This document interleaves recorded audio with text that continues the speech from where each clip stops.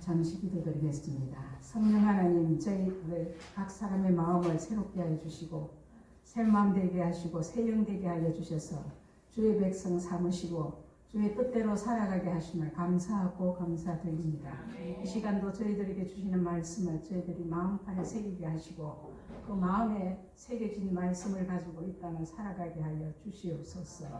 주시는 말씀에 은혜를 더하여 주셔서 생명의 말씀으로 저희들에게 다가오게 하여 주시고 깨달아지는 시간이 되게 하여 주시옵소서. 모든 신령한 지혜와 총명을 저희들에게 주셔서 아버지의 말씀의 뜻을 잘 알아듣는 저희들이 되게 하시고 아버지의 뜻이 무엇인지 분별하여 행하는 저희가 되게 하여 주시옵소서.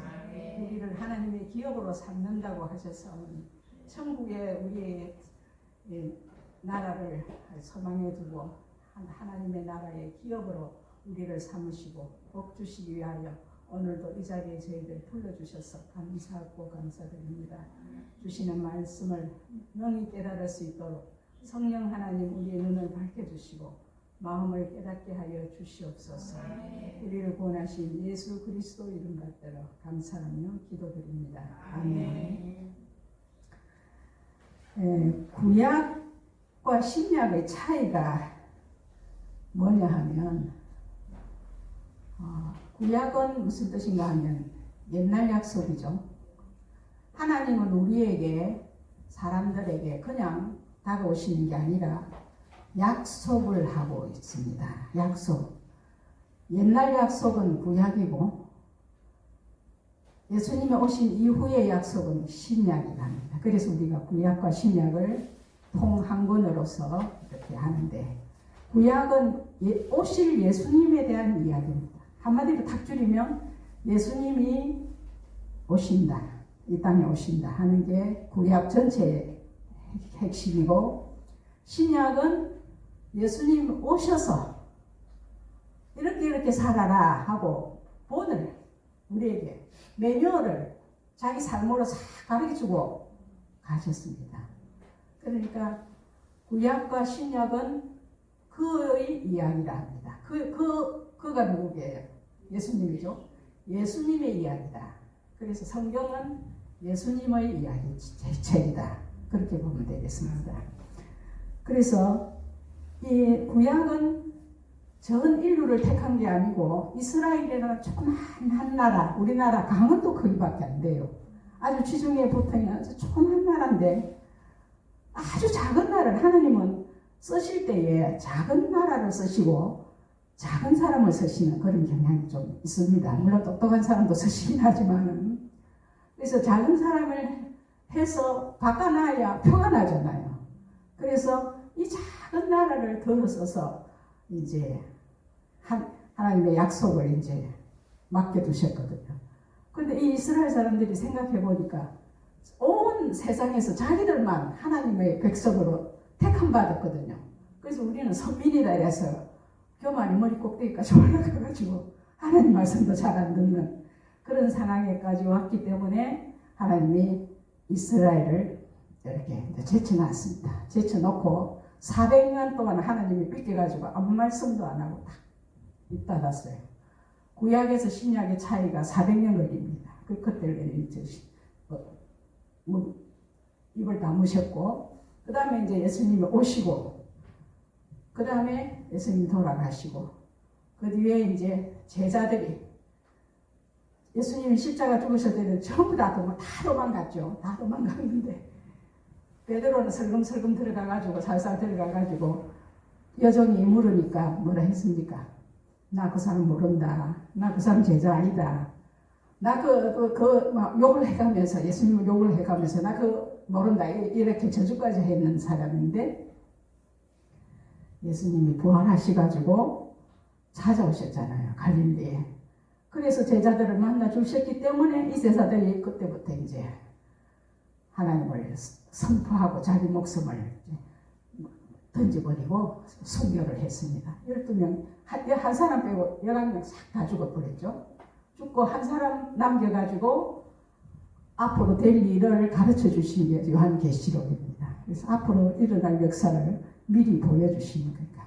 그러니까 우리가 천국은 지금 우리가 죽어서 가는 곳은 천국이라기보다는 낙원이다. 낙원에 들어가고, 진짜 천국은 예수님이 오셔가지고 재림하셔가지고 그리고 심판하시고 그리고 새하늘과 새 땅에서 하나님과 영원히 살도록 그렇게. 그러니까 함께 종합적으로 말하면 예수님이 에덴 동산에 만들어 주시고 그때 함께 거닐면서 이야기도 하고 이렇게 하셨잖아요. 그때의 그 에덴 동산이 회복되는 것이 하나님의 계획이다. 그러니까 지금은 우리는 어디 살고 있는가 하면 예수님이 처음 오신 때와 다시 오실 사이에, 요 사이에 우리가 지금 살아가고 있거든요. 근데 다시 오실 시간이 징조가 많이 성경에 갖게 주셨는데 그 징조를 보고 있으면 진짜로 이제 오실 때가 다 돼가는 것 같다 싶을 정도로 가까이 느껴질 정도로 이 예언의 성취가 착착착 맞아 들어가고 있거든요. 그래서 예수님은 예언하시고 성취하시고 이스라엘이라는 역사를 하나 픽업해가지고 그 역사에다가 하나님의 계획하심과 역사를 다 심어놨기 때문에 그게 증거가 되는 거예요. 그래서 이스라엘 백성이 2000년 동안에 나라를 잃고 떠돌아다니면서도 다시 돌아왔잖아요. 우리는 하나님의 성민이다 하고 다시 나라를 되찾게 되는 인류 역사상 이런 일은 없었는데 그렇게 할 수 있는 그게 무엇인가 하면 힘이 무엇인가 하면 자기들은 하나님의 택한 백성이라는 거죠. 그래서 마지막 때는 이스라엘도 구원을 받는데 이스라엘이 이제 하나님 말을 너무 안 들으니까 제치놔두고 그 다음에 우리에게 온 인류에게 복음을 전해주신 게 예수님이 새 언약입니다. 주신 이 책이 신약입니다. 이 신약을 주셨기 때문에 이스라엘이 하나님 말씀 안 들었다면 우리도 나중에 그래도 하나님은 나중에 우리를 불러주셨겠지만은 이렇게 해서 이제 온 세상에 복음이 들어가서 오늘 나에게까지 이렇게 해서 이제 구원받는 놀라운 이제 은혜를 받게 됐는데, 자 그래서 하나님은 약속하시는 분이다. 하나님과 우리의 차이는 뭔가 하면 우리는 약속을 하면 철떡같이 의죠. 제대로 지키는 때가 잘 없어요. 철떡같이 자기는 지킨다고 생각하는데 대부분은 약속은 안 지키고 있습니다. 왜냐하면 지킬 능력이 없거든요. 그런데 하나님과 우리의 차이는 하나님은 작은 약속이라도 다 이루신다는 거예요. 그래서 하나님이 우리 이방인들, 이스라엘 제치놔두고 우리 이방인들에게 복음을 들어오도록 해주셔가지고 우리하고 맺은 언약이 뭔가 하면 새 언약입니다. 그래서 본문에 보면요, 이게 예레미야서에 또 나오고 여러분 새 언약에 대한 예언이 되어 있었던 것을 이제 이렇게 인용한 겁니다. 그러니까 구약에서 나와 있던 것을 신약에서 이렇게 발췌해가지고 히브리서에서 이야기를 하고 있는 겁니다. 그래서 예언했던 것이 이루어진 것이 새 언약이다. 주께서 이르시되 그날 후에 이스라엘 집과 맺을 언약은 이것이니. 이스라엘 집은 이미 이제 제쳐놨고 우리가 이스라엘 집이 되는 거예요. 우리가 이스라엘 후예가 되는 거죠. 맺을 언약은 이것이니 내 법을 그들의 생각에 두겠다. 그들의 마음에 새기겠다. 기록하겠다. 나는 그들에게 하나님이 되고 그들은 내게 내 백성이 되리라. 이런 약속입니다. 이 약속이 새 언약입니다. 그런데 하나님이 우리에게 무슨 약속을 했는지 우리가 받았습니까? 모르잖아요. 그런데 어디에 담습니까? 생각에 있고 마음에 있다고 했습니다. 그게 어떻게 가능해요? 예수 믿는 순간에, 거듭난 순간에 성령이 우리 마음속에 오십니다. 성령이 가만히 계시니까 우리는 성령 안 계시는 줄 알고 마음대로 살고 있는데 예수 믿는 모든 사람 마음 가운데 성령이 오셔서 임재하고 계십니다. 이거를 마음속에 계신다 생각하고 함부로 까불면 안 됩니다. 그래서 성령께서 여기 와 계시는데 그 성령의 생각은 우리가 어떻게 할 수 있는가? 생각이 떠오를 때, 우리 생각이 떠오를 때 이게 성령이 주시는 생각인가? 아니면 옛날에 내가 내 경험으로 내 감정으로 내가 살고 있던 그 패턴에서 나온 생각인가? 마귀가 갖다주는 생각인가? 이것을 분별하게 됩니다.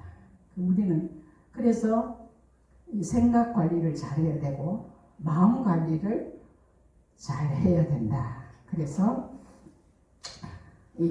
우리는 구약시대는 제사장이나 선견자에게만 선지자에게만 성령이 임하셨어요. 그래서 될 일도 이야기하고 병도 고쳐주고 이렇게 하고 복도 주시고 책망도 하시고 채찍도 하시고 이렇게 하셨는데 신약시대 예수님이 오시고 돌아가시고 부활하시고 가시고 나서 오신 성령님이 우리 안에 계시기 때문에 우리는 모든 사람이 성령을 다 내 안에 내주하고 계시는 거예요. 그러니까 그 구약시대에 난 사람보다 우리가 훨씬 복을 많이 받는 거죠. 이스라엘 중 하나는 그 나라에만 계시던 예수님 들을 수도 없고 볼 수도 없고 소문도 못 듣는 시대 아니에요. 그런데 지금은 내 안에 계시니까 얼마나 가깝게. 그래서 이제 지나가다가 하나님 저 사람한테 전도를 하려고 하는데 무슨 말을 할까요? 하고 이렇게 물으면 생각이 떠오를 겁니다. 생각이 안 들어올 때를 수도 분별이 안 될 때도 있지만은 생각이 떠오를 수도 있어요. 그래서 물어보는 거. 그건 할 수 있잖아요. 성령이 계신가 모르지만은 성령이 함께 계시다 하니까 물어볼 수 있잖아요. 뭐라고 이야기할까요? 하나님 사업을 성사를 시키려고 하는데 저 사람 마음에 어떤 말을 해야 들어가겠습니까? 이런 말을 물을 수 있잖아요. 그래서 우리는 늘 가이드, 인도자, 성령님을 모시고 살아가고 있다. 이 복은 우리가 말로 어떻게 표현할 수 없는 그런 복을 지금 우리는 갖고 살면서도 못 느끼고 살죠. 그러니까 복을 누리지 못하고 살아요. 내 안에 계신 성령님께 끊임없이 이야기하고 성령님이 아니다 할 때는 내 마음에 이렇게 마음이 불편하고 가책이 오고 이렇게 할 때는 다시 생각해서 경로를 바꾸고 이렇게 이제 성령님과 늘 대화하는 그런 삶이 우리가 살아가는 하나의 패턴이다 이렇게 보면 될 것 같습니다. 자, 그리고 하나님은 우리의 자기의 법을 생각에 두고 마음에 우리 생각에 두고 마음에 둔다 했으니까 이 어디에 들어가는가 하면 우리 심리학자들이 이야기를 하기를 잠재의식이 있다고 해요. 사람은 한 70%는 무의식이고 한 30%는 한 20%는 잠재의식이고 한 10% 정도가 표면의식으로 나타난다고 하는데 우리가 생각지도 않는 생각이 떠오르잖아요. 그리고 24시간 동안 생각이 끊임없이 지나가잖아요. 그래 지나갈 때 이것을 가지고 내가 yes 하면 그게 내가 선택한 것이고 no 하면 지나가는 거니까 너무 내가 내 마음의 생각에 잠식해서 빠져들 필요가 없다. 내게 떠오르는 생각을 좀 객관적으로 볼 필요가 있다. 그래서 성령이 주시는 생각인가 아닌가 이런 분별이 바로 성령의 인도를 받아서 사는 삶이다. 그렇게 볼 수가 있지 않나 생각이 듭니다. 네, 그래서 하나님은 우리에게 자기가 우리 하나님 되겠다고 약속하시고 너는 내 백성이다 이렇게 약속하신 겁니다. 책임지시겠다 이 말이 아닙니까? 그죠? 하나님 모를 때에는 내가 내 삶을 내가 책임지고 살아야 되는데 지금은 하나님이 책임지겠다 했으니까 하나님께 맡기면 되고 인정하고 물어보고 틀리면 어째야 돼요? 틀리면 또 고쳐주시겠지. 그러고 하면 내비게이션이 이렇게 차를 이렇게 가다가 길이 잘못 들으면요 다시 어쩝니까? 재탐색 또 잘못하면 또 재탐색해서 돌이키잖아. 성령님께서 어떻게 해서든지 이렇게 받아주실 거니까 믿고 가면 돼요.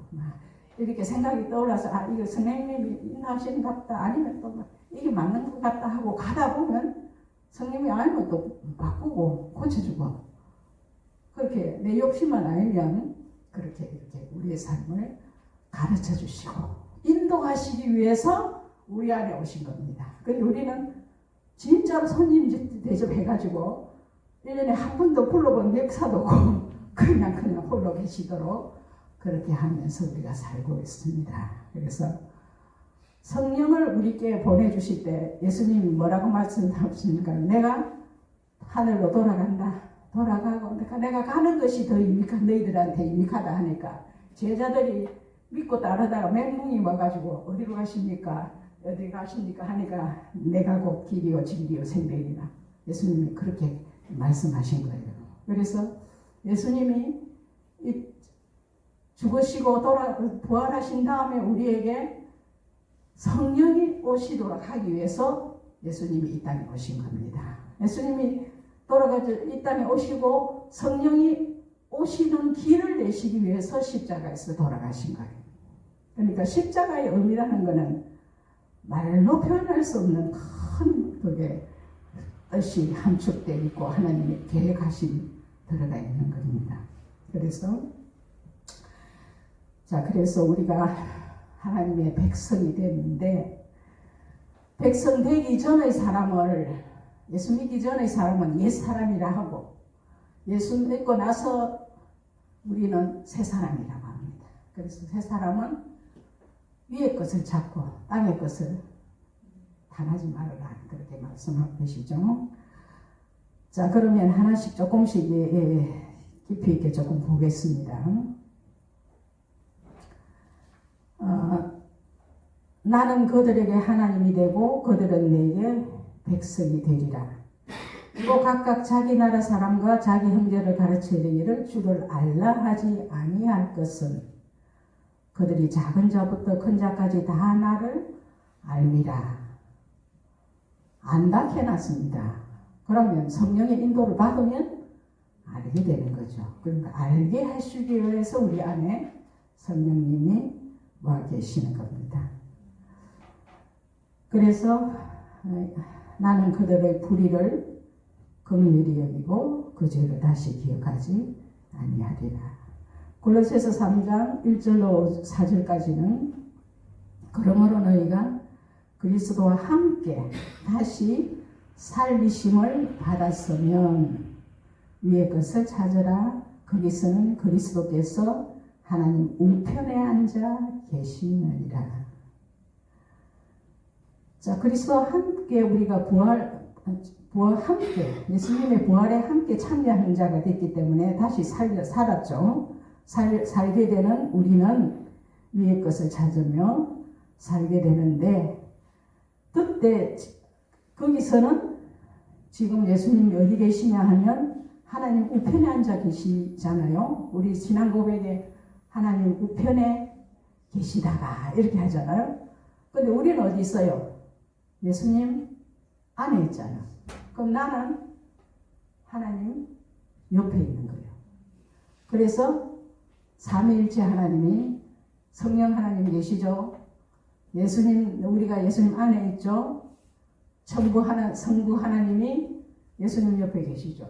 성삼위 하나님과 교제하면서 누리면서 살 수 있도록 이렇게 계획된 것이 신약입니다. 그러니까 만인 제사장 시대라고 해서 정부개혁이 일어나고 난 뒤에 오직 말씀, 오직 믿음, 오직 은혜, 그리고 만인 제사장, 이렇게 이야기를 히브리서 다음 시간에 이야기할 건 일인데, 만인 제사장 시대에 있기 때문에 그 일을 위해서 예수님이 십자가만 지고 부활하시기 위해 돌아가신 게 아니라 성령으로 오시기 위해서. 왜냐하면 에덴 동산에서 우리가 죄를 마귀에게 속아서 넘어가서 우리의 권세를 마귀한테 뺏겨버렸잖아요. 그래서 하나님이 우리에게서 떠나버렸어요. 영이 떠나고 우리는 영이 없는 상태이기 때문에 그야말로 방황하며 유리하는 삶이 되었다가 예수님이 오셔서 이 일을 갚으시고 정리하시고 나서 우리에게 이제 성령을 보내주심으로 본래 처음 에덴 동산에서 가졌던 그 하나님과의 교제가 이제 회복된 거죠. 완전한 회복은 아직 안 되고 있는 건 우리가 지금 부실하기 때문에 완전히 안 됐지만은 회복 단계에 들어오도록 하나님께서 이렇게 계획하셔가지고 이렇게 우리 가운데 계십니다. 그래서 그리스도 계시느니라 위의 것을 생각하고 땅의 것을 생각하지 말라. 이는 너희가 죽었고 너희 생명이 그리스도와 함께 하나님 안에 감추어졌습니다.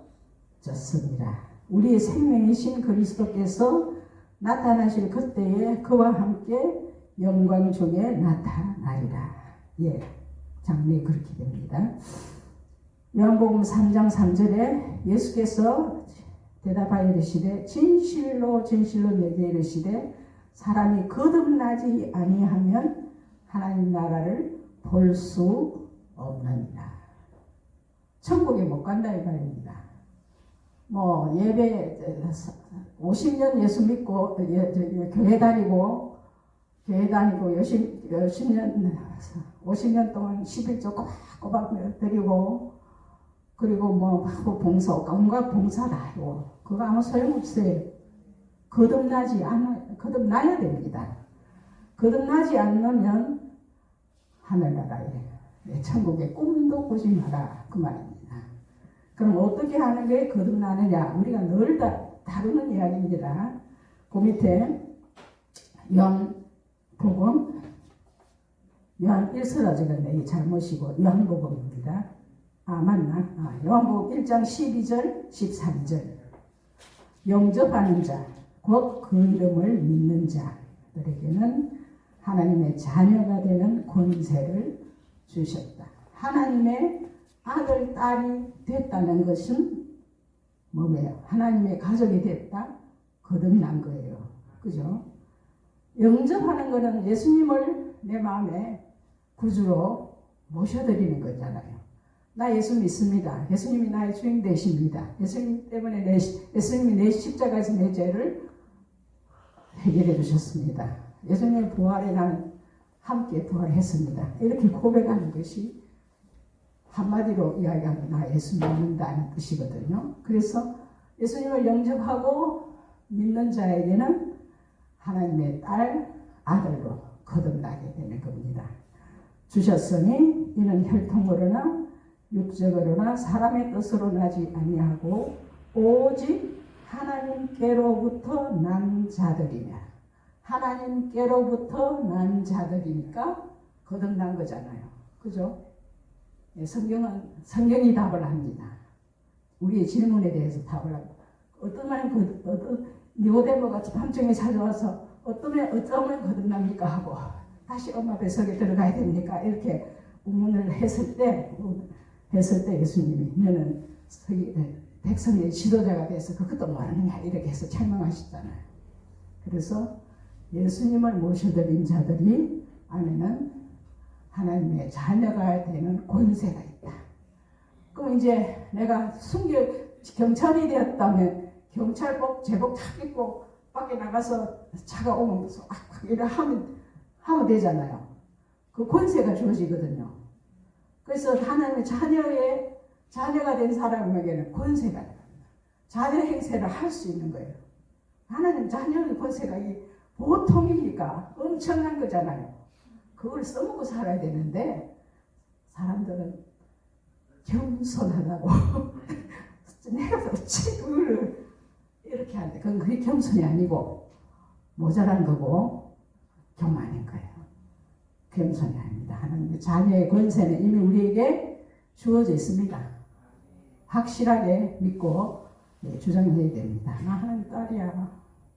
네가 내한테 뭐좀 티끌 하나도 내한테 내 티끌 하나도 네 못 건드려. 자녀의 권세가 있습니다. 자, 권세를 주셨다 하고 확실히 약속하고 계셨으니까 이미 왔습니다. 자녀의 권세가 우리에게 와 있습니다. 이는 혈통으로나 육정으로나 사람의 뜻으로 나지 아니하고 오직 하나님께로부터 난 자들이니라. 거듭났다는 이야기 아니에요? 그죠? 예. 그래서 하나님께로부터 난 것은 예수님을 영접하고 예수님을 믿으면 하나님께로 난 자들, 거듭난 자가 되는 겁니다. 그러니까 천국은 따놈 당산이야 하고 탱자탱자 놀고 있으면 안 되고 하나님 자녀답게 살다가 끝까지 우리의 구원을 완성해 가야 되는 겁니다. 자, 그래서 고린도전서 1장 30절에 너희는 하나님으로부터 나서, 여기서도 났다 했죠. 하나님으로부터 나서 그리스도 예수 안에 있고, 예수 안에 들어가 있습니다. 그리고 하나님 안에 감춰져 들어 있습니다. 우리는 눈에는 안 보이지만 예수는 하나님으로부터 나와서 우리에게 지혜와 어려움과 거룩함과 구원함을 주셨습니다. 이런 것들이 우리에게 이미 와 있습니다. 와 있으면 사용하며 살아야 되겠죠. 자, 그 다음에 고린도전서 3장 16절 너희는 너희가 하나님의 성전인 것과, 왜 성전이에요?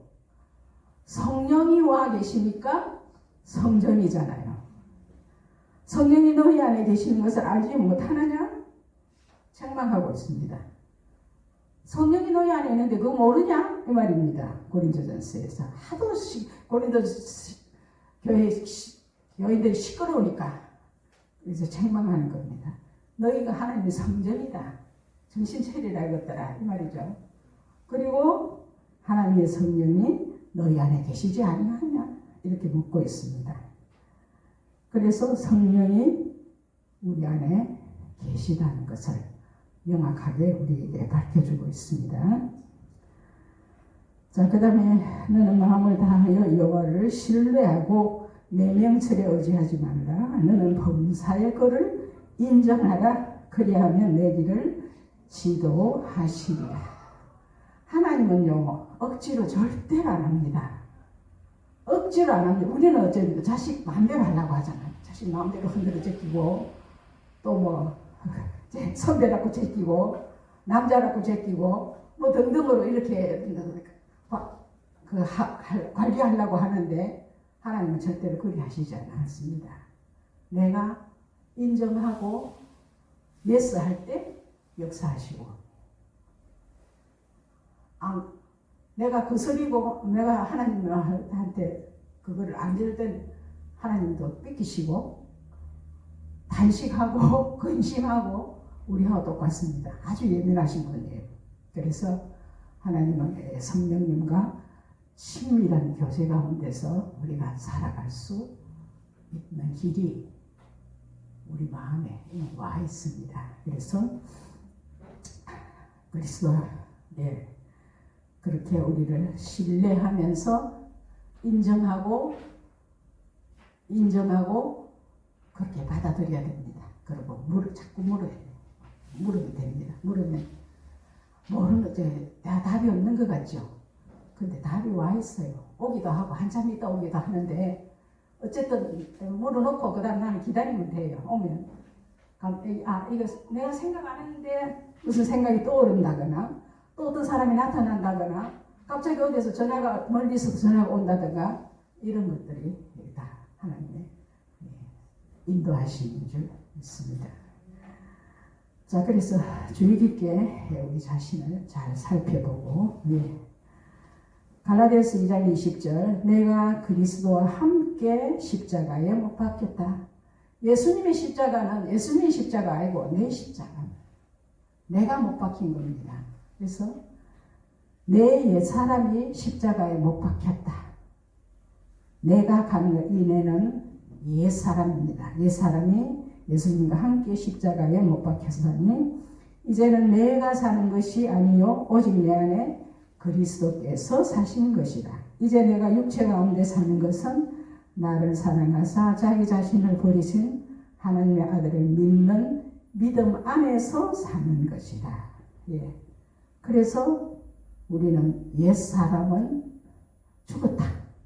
죽었다고 여겨야 됩니다. 잘 안 죽지만은 그래도 죽었다 하고 여기고, 예. 옛 고집을, 예, 물리쳐야 됩니다. 카트시키고 멈춰라 하고, 나는 예수님 그런 생각 안 하니까 그쳐라, 뭐 이렇게 내 자신에게도 내 생각에게도 이렇게 명령해야 됩니다. 하고, 너 그건 아니야, 그 생각 아니야, 이렇게 분별해서, 예, 자 그걸 카트시켜야 됩니다. 그다음에 예. 그래서 우리 그리스도인들은 누구든지 그리스도 안에 있으면 새로운 피조물이라. 새로운 피조물 거듭난 사람입니다. 그죠? 새 사람. 예. 이전 것은 지나갔으니 보라 새 것이 되었도다. 크리스찬이라는 말은 그리스도인, 즉 예수님 사람, 그리스도인이거든요. 그리스도인은 옛사람과 그 행위는 이제 죽었다 여기고 벗어버리다. 옛사람 벗어버리고 그리스도의 형상을 따라 새로 지음을 받은 사람이다. 그렇게 입은 자들이라고 말할 수 있습니다. 그래서 그리스도와 함께 우리는 죽은 자들이다. 그의 부활과 함께 나는 부활한 사람이다. 다시 태어난 사람이다. 이렇게 여기고, 그래서 우리의 옛사람 죄악된 본성은 벗어버리고 옛자아 옛사람입니다. 옛사람을, 예, 그 행실과 함께 죽여야 합니다. 우리가 할 일은 옛사람을 죽이는 일입니다. 예, 안 죽으면 예수님이 주시는 모든 삶을 누릴 수가 없어요. 그걸 죽여야 됩니다. 그럼 내가 진짜로 십자가 올라가서 죽어야 되는 게 아니고, 예수님이 죽었기 때문에 나는 그냥 가면서 내 죽었다. 나는 예수님 때문에 난 죽었다. 나는 새 사람이다. 이렇게 여기면서 예수님이 하는 대로 따라가면서 살면 되는데, 이제 구약 시대는 지나갔으니까 신약 시대에 예수님이 뭐 하고 어떤 모습으로 우리에게 가르쳐주고 이렇게 모습을 보여주고 있는 것을 신약을 깊이 많이 읽어야 됩니다. 읽어가지고 그냥 내 마음 속에 이게 새겨져. 아까 그 생각에 마음에 새긴다 했잖아요. 마음에 기록된다 했거든요. 그래서 말씀을 이렇게 기록돼서 이것이 생각이 자꾸 나요. 성령께서 하시는 역할은 생각나게 하시는 분이에요. 그래서 우리 말씀을 가지고 우리에게 가르쳐 주시고 생각나게 하시고 갈 길을 밝게 보여주시기 때문에 예수님이 어떻게 하시는가 하는 걸 쫙 하고, 진짜로 어려운 문제 나는 모르겠다.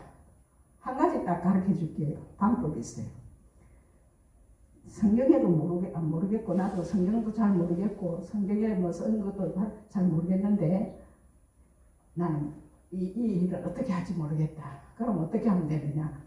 곰곰이 앉아서 성령님, 예수님이라면 이 일을 어떻게 하셨을까요? 하고 물어보고, 그렇게 곰곰이 생각하면 답이 딱 나와요. 예수님이라면 어떻게 했을까?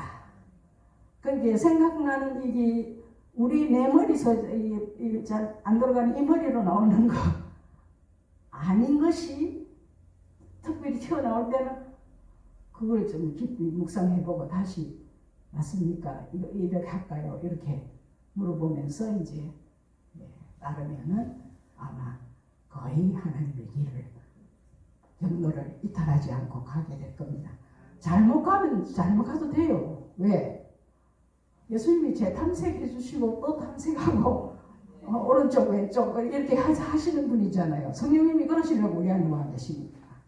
그래서 너무 우리 안 돌아가는 머리 쓰지 말고 그냥 자꾸 물어보는. 자, 어디까지 갔나? 예. 그래서 옛자는 없는과 부정과 사욕과 악한 정욕, 탐심. 특별히 탐심은 우상숭배라고 했습니다. 그래서 탐심으로 된 것은 절대로 그게 좋지 않은 것이니까 버리는 것이 좋습니다. 그래서 분노가 이렇게 솟구쳐 올라오고 노여움이 팽천하고 악의가 너를 비방하고 나쁜 소리 해야 속이 좀 풀리는 것 같고 이런 거 비방하는 거 수근수근 대는 거 이런 거 그거 안 하는 거예요. 그거 옛 사람 거거든요. 그거 죽여버려야 돼요. 끝이라 끝내라 끝났다 난 아니다 이렇게 물리치면 놓으라고 say no라고 하는 말이 영어로는 no라고 말하라 아니다. 자 그러면 새 사람은 입어라 그죠?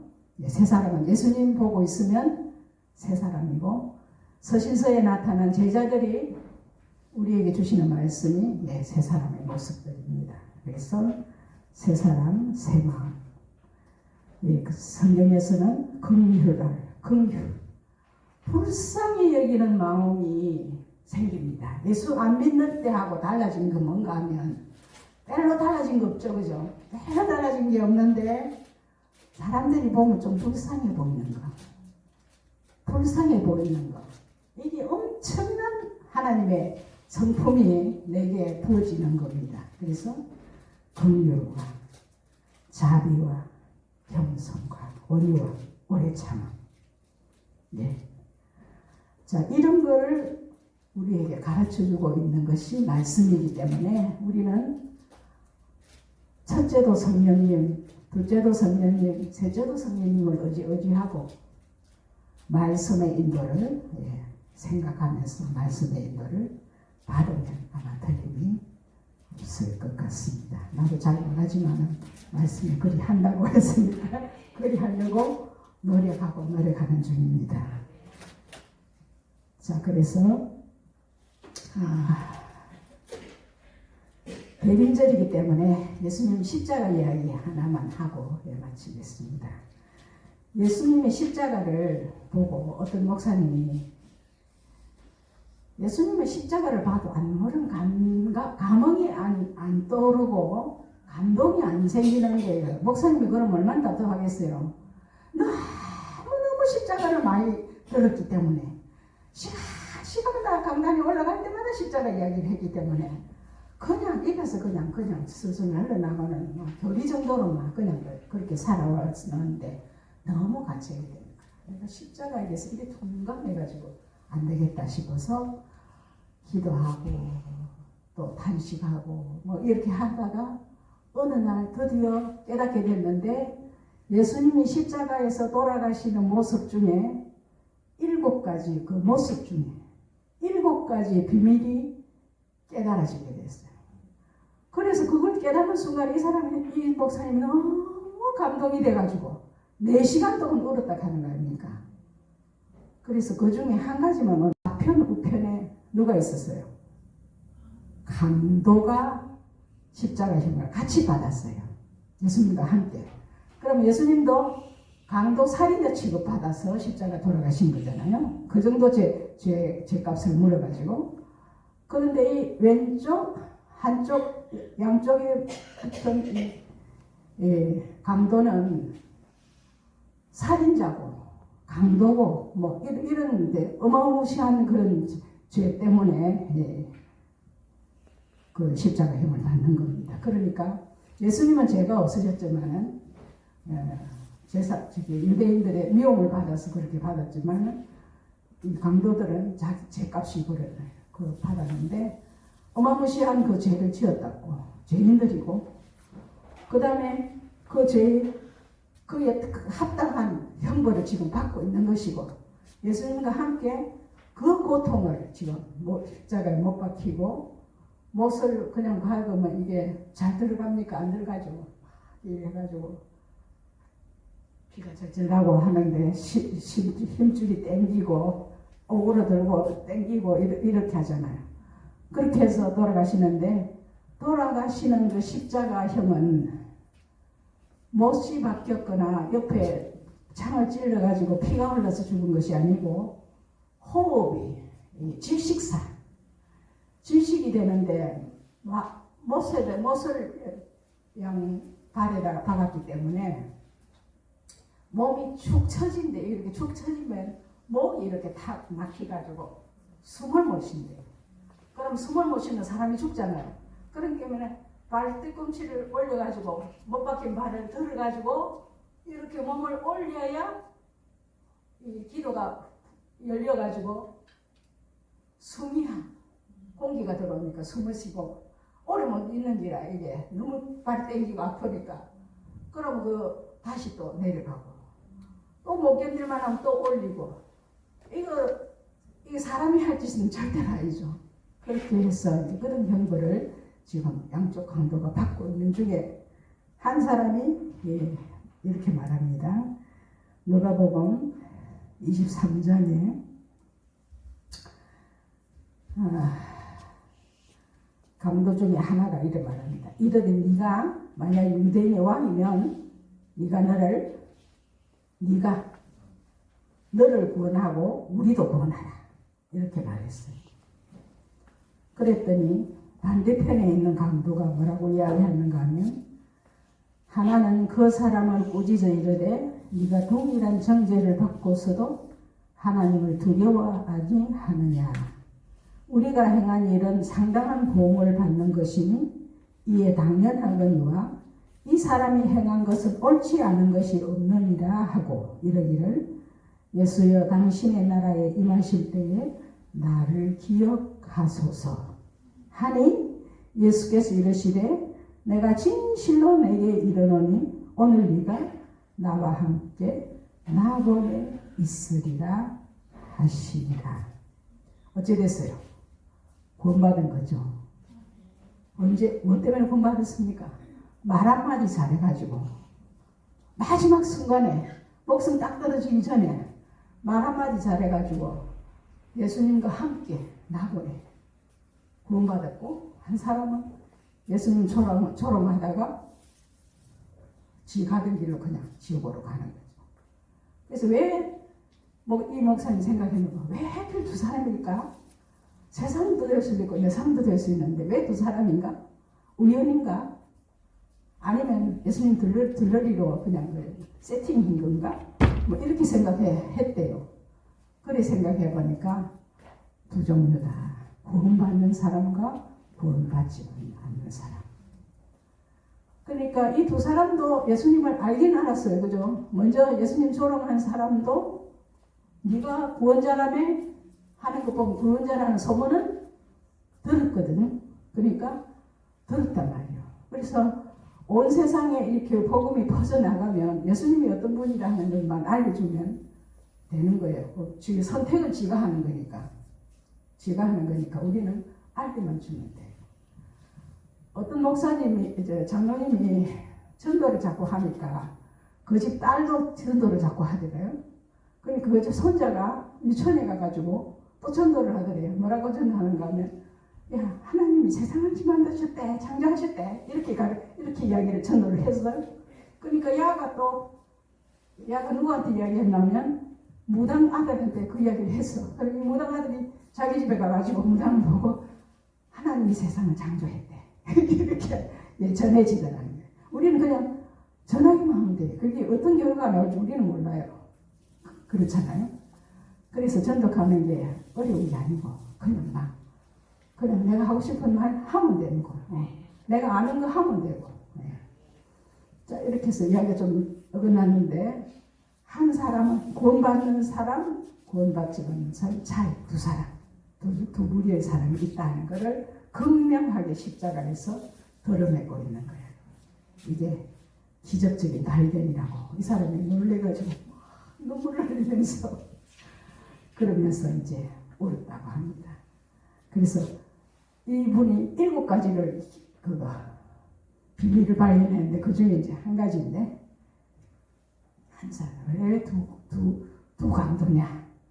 두 강도에 숨어있는 비밀이 뭐냐 하는 게 이제 첫 번째고 그 다음에 6가지가 남아있는데 한번 찾아보실래요? 집에 가서 예수님 십자가 마지막 마태복음, 마가복음, 누가복음, 요한복음 십자가 돌아가실 때는 제일 뒤편에 뒤에 있거든요. 한번 찾아보시면 강도 부분, 그 부분 십자가 지시는 그 부분만에 별로 길지 않은 그 부분에 7가지 비밀이 발견했다고 합니다. 그래서 너무 은혜가 돼요. 은혜가 돼요. 그래서 이제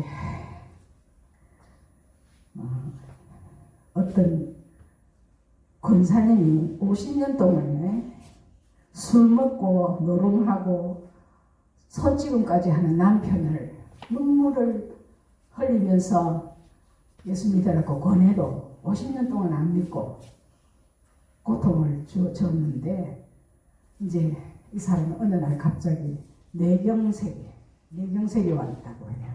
뇌경색이 와서 뇌경색이 와서 이제 쓰러졌는데, 뇌경색이 아니라 뇌출혈이네. 뇌출혈이 와서 쓰러졌는데 이제 죽기 직전에 온 거예요. 그래서 이 권사님이 남편을 흔들면서 손을 꼭 잡으면서 여보, 예수 믿으면 천국 가요. 예수 믿으면 천국 가요. 예수 믿으면 이렇게 간절히 이야기를 하니까 이 남편이 눈을 번쩍 뜨면서 손을 이렇게 자기 잡으면서 입으로 그냥 예수 이라고 숨이 끊어졌대요. 그래서 이 권사님이 십자가상의 강도가 이래갖고 구원받았는데 마지막 순간에 우리 남편이 예수님을 영접했습니다. 이렇게 이제 간증을 하더래요. 그래서 우리가 어떤 사람을 두고 그 사람이 구원받도록 계속 기도하고 있다면 포기하지 말라. 마지막 순간까지 기회는 있다. 마지막까지. 그래서 마지막까지 우리는 그냥 내가 할 수 있는 말을 해줘야 돼. 해줘야 돼. 그 말 안 들었으면 그 남편이 그냥 가버렸죠. 그런데 마지막까지 기회는 있다. 그게 두 강도가 우리에게 보여줄 시사하는 하나님의 섭리라는 겁니다. 그래서 그걸 깨달았다고 해요. 그래서 우리도 마지막까지 우리는 포기하지 말고 기도하고 그리고 할 말을 하고, 그래서 기회가 있다. 끝까지 기회를 잡도록 노력을 했으면 좋겠습니다. 감사합니다. 잘 들어주셔서 두서가 없어서 그래서 마지막 순간에 우리가 주님 만날 때 나 전도하고 하다가 왔어요 하면 하나님 상이 쌓여 있을 겁니다. 그죠? 다른 것보다 하나님 앞에 가서 떳떳할 수 있고, 또 우리는 지금 이방인 전도 시대이기 때문에 이방인의 수가 차기까지 이 시간은 계속될 건데 그 시간이 얼마 안 남은 것 같아요. 이제 마저 끝나면 예수님이 재림하시고 예수님이 이 땅에 오시고, 그리고 우리의 몸의 부활이 일어날 것이고, 몸의 부활이 일어나고, 그러면 이제 성령이 오심으로써 우리 영이 살아났지만은 혼이나 몸은 아직도 마귀에게 통치를 받고 있기 때문에 원하지 않는 죄를 범하면서 하나님 근심시키고 하나님 낭만시키고 하는 그런 삶을 살아가고 있는 우리지만, 그래도 우리는 이런 과정에서 점진적으로 하나님의 사람답게 변해갑니다. 내가 안 변하려고 해도 하나님 억지로 변해가게 하십니다. 아주 조금씩 변할 일이라도 변해가고 있으니까 끝까지 우리가 잘 하고 있다가 천국에 들어가는데 얼마나 멋질 것인가 상상을 좀 해보고, 요즘은 죽었다가 살아나는 사람이 많아요. 왜냐? 심폐소생술 때문에. 그래서 심박동이 멈춘 상태에서 10분, 8분 이렇게 지나면 뇌가 이렇게 그냥 망가져 버리는데, 죽었다가 살아난 사람 중에 하나님을 만났다는 사람이 한 20% 된대요. 됐는데 죽어보니까 안 죽더라. 내가 있더라. 내가 안 죽어 있더라. 그걸 증거하는 사람이 엄청난 숫자가 미국에만 해도 몇천만 명이 된다고 해요. 그래서 이런 체험한 사람들의 이야기가 책으로만 엮여져 나오는데 요새는 의과대학에 근사체험과라는 이게 연구가 분야가 새로 생겼대요. 그래서 그쪽에 사람이 내가 죽었는데 살아나는 사람 중에 어떤 사람들은 내가 발전하고 다시 돌아와서 그 뒤에 이 사람들이 어떻게 사는가 보니까 착하게 살더라는 거예요. 착하게. 죽어보니까 안 죽더라. 살아있더라. 그런 체험들을 많이 한다고 해요. 그래서 죽음을 너무 겁낼 필요가 없고 한번 죽어보니까 안 돌아오고 싶대요. 너무 좋아가지고 안 오고 싶더라는 거예요. 그래서 죽음을 겁낼 필요가 전혀 없는 것 같아요. 어쩔 수 없습니다. 이 두 목사님이 이런 이야기까지 하면 안 된다 할 긴데 하여튼 참 감사합니다. 하나님 아버지 감사합니다. 우리에게 새 생명 주시기 위해서 주님께서 이 땅에 오셔서 그 잔혹한 십자가를 지시고 우리의 죄의 문제를 해결하실 뿐만 아니라 우리가 우리 땅에 어떻게 살아야 가야 할 방법을 매뉴얼을 보여주시고 본을 보여주셔서 우리의 사는 길이 우리에게 명확하게 드러나게 하심을 감사하고 감사합니다. 뿐만 아니라 성령께서 우리 안에 오셔서 우리의 삶을 지도하시고 생각나게 하시고 가르쳐 보여주심을 감사하고 감사드립니다. 성령님과 친밀한 교제 가운데 바로 서리하고 선명하게 하며 성화되어서 하나님 만날 때 참으로 기쁜 마음으로 하나님 앞에 바로 설 수 있는 저희들이 되게 하여 주시옵소서. 감사함으로 맡겼고 예수님 거룩하신 이름 받들어 기도드립니다. 아멘.